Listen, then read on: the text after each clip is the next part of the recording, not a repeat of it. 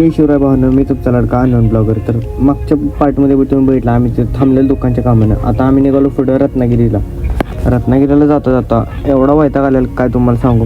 गाडीत नुसतं बसून हातपाय दुखायला लागलेले. आता टाइम लॅप्स एन्जॉय करा.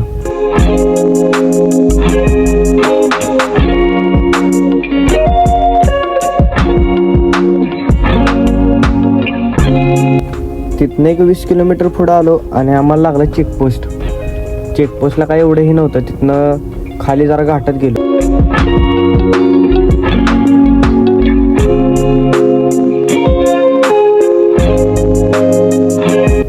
परत मग आम्ही थांबलो जेवाय आणि मी माझ्या फोनच्या बॅटरीकडे लक्षच दिलं नाही. तर हॉटेलमध्ये जेवाय बसलो आणि फोन झाला स्विच ऑफ.